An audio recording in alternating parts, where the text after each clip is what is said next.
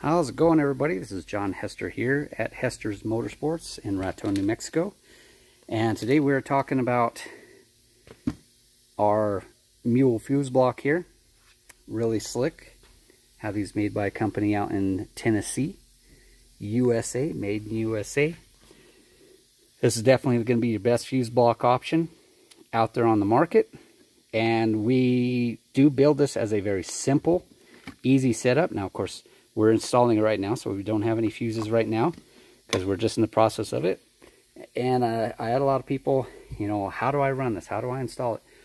It's a very, very simple setup. Now, this machine here is a good indication. I wanted to do it on this machine because I wanted to show you a little trick that we do. This machine, we are installing a big 4,500 pounds Black Ops Super ATV winch. So, we need to get power up to the relay for the winch. But, see, we have a 6-auger wire, an 8-auger wire that fits on our fuse block. It comes with it. And it's long enough, it's like 11 foot long. It will fit many machines. So that's, we call it a Mule Pro fuse block, but we do use it on many machines. CF Motos and TRXs and everything. And then we just cut to fit. Keeping it simple. It's what I call the KISS method, K-I-S-S. Keep it simple, stupid. And just make it nice and easy. So our power wire, you know, our fuse block does come with a 6-auger power wire that is enough to run a tremendous amount of power through it, and a 100 amp relay. And you have 6 ports. So these 6 ports over here are key activated, and these ones right here, you can see this wire is bypassed, and we have 3 ports. So these 3 fuses right here are full hot all the time. Now, power does not flow through the block until you put a fuse in it. So, essentially what we do, we have 1 ground and 1 black wire. Now, this black wire right here, it's going to go, it has a hoop and everything. And now, like I said, we just have it stuck back here because we're doing other stuff. And we're still in the process of installing it. But this black wire is going to go to this screw right here. Already has a hoop. All you do is take the screw out. Right in between this silver washer and the screw goes in the frame. Therefore, it is chassis ground, and that is just the that's just the ground for the relay, not a ground for this. This is a positive power block. It only runs positive power. Now, this blue wire coming off of the relay, that goes into the dash, and we hook that up to, you can hook it up to one of the DC power outlets back here on the positive, and or there is a wire right back here. See right here, this wire right here from Kawasaki. There's a wire that you could tap into for your key activation as well. It's behind the dash. Now, this makes it super simple when we just rip everything apart and do it. Now, this machine's getting a heater and all kinds of stuff. Heater, wiper, turn signals, winch, all this stuff. So that's one of the reasons why we use a power distribution block, you know, our fuse block in it. That way everything is fused. You have this crossbar right here, and I tell everybody this is your main point for chassis ground. So here is our winch relay. We mount it right in here. We have the wire split off. We have 1 6-auger wire running to the battery, comes right into the relay, and then we run another 6-auger wire going right to the winch relay. Right back here, or winch solenoid, sorry. So that's where that wire comes in. And of course, we got our other wires going to the winch, and then right there is our chassis ground. As you can tell, other wires getting right here. This is our central point.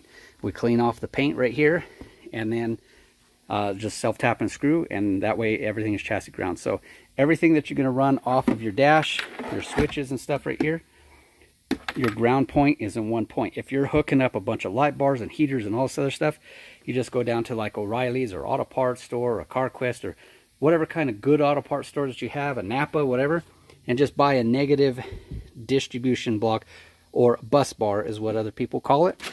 And you're gonna clean the paint, you're gonna chassis ground, and then you'll have several posts in order to hook negative wires to.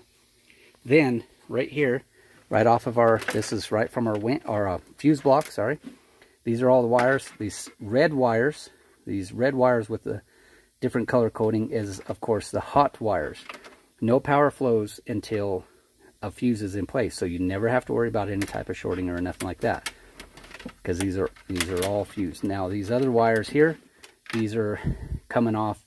We've got other stuff here, but he's already got them wired in to different things. We have a Ryko turn signal kit on this.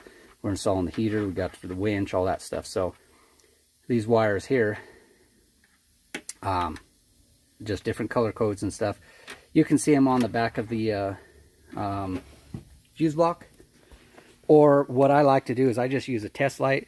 I'll pop a fuse in. I go inside there and I just hook up my chassis ground, use a test light, and I'll just touch each end of the wire till it lights up. Bam, there's my fuse. That's what I'm going to use. So like right here, you see he's got street legal, he's got winch, and then this middle one's open because that's going to be the turn signal kit. Like I said, still installing this, but super simple. When installing this, basically, like I said, it comes with the wire. You're going to run your power wire to the battery, black wire to your ground, blue wire to a key activation. Could be one of the DC power outlets in the dash, or the wire that's behind the dash there, the power wire from Kawasaki that is key activated. Don't tap in and use any of these. Don't tap in into these. These are diagnostic ports. Don't do it. Save yourself some money. We have seen fried ECUs with people using these. This is the reason why you want a good setup. Now, our fuse block, it's less than half the price of Kawasaki's fuse block, and way better, because we have 6 ports, key activated, 3 ports of full hot if you need full hot, like if you're going to run a stereo system and you want it to be able to turn on and stuff like that by itself. And it's completely waterproof, so it all seals, it's all waterproof, and it just fits right in here. Just a couple screws here, screw here. Now you can fit it right here like we have it. You can fit it right here, you can fit it right here, but anyway, anywhere right over here, whichever configuration is best for you, however you want it to look. We're just keeping it simple right in front here, nice and easy. But yeah, this is how slick our fuse block is, and this is how easy it is to install it. Like I said, this is a positive power block, so all of these, like if you're running the light bar, you just run one of these right to the rocker switch, then up to the device, and then, so like say if it's a light bar up here, you're gonna have 2 wires coming off, one's a positive, one's a negative. The positive is going to go into the rocker switch on the positive power side. Then you're going to basically just run the negative of the light bar right to a chassis ground right here, chassis ground point, and there you go. Nice, super simple. All you gotta do is just a simple straight line, and there you go. It's super simple. And like a 54-inch light bar, we would run a 25 amp,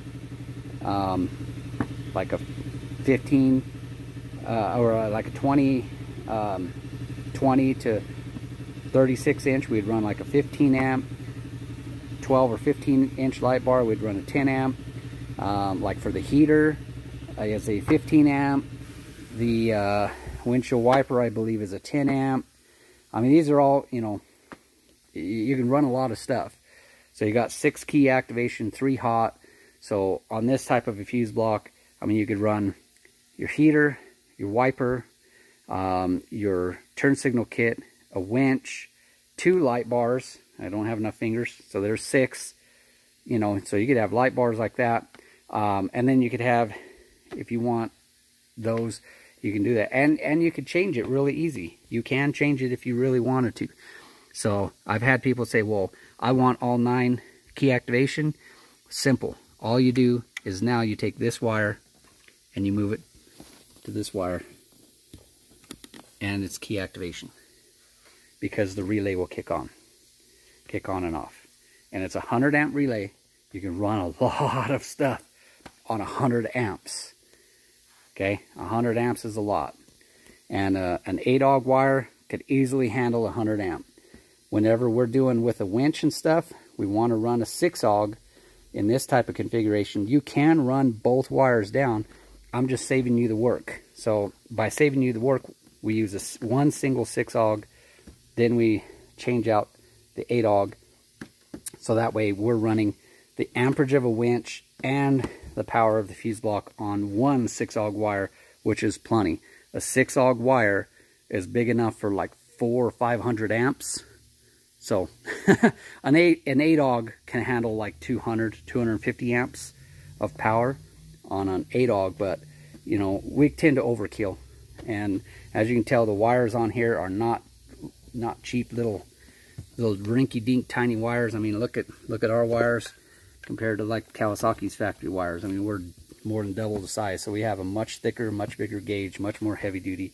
Really nice setup. So that's how easy it is to install a fuse block. And like I said, you can do this same configuration on many machines. So we've put these on MXs and Tier X's and CF Motos, U Forces and Z Forces and Razors and Can-Ams. I mean, we use this fuse block for everything.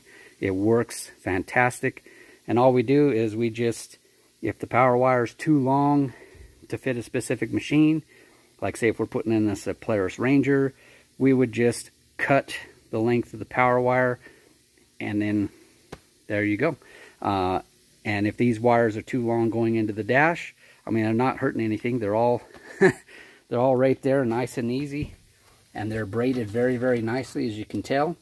So I mean, even if you have them kind of bunched up, it's not really going to hurt, but it's always best to cut wires to length. And there you go. Simple as that. So that's on the Hester Mule Fuse block. We call it the Mule Fuse block. You give us a call Tuesday through Saturday, 575-445-3558. Get yourself one of these.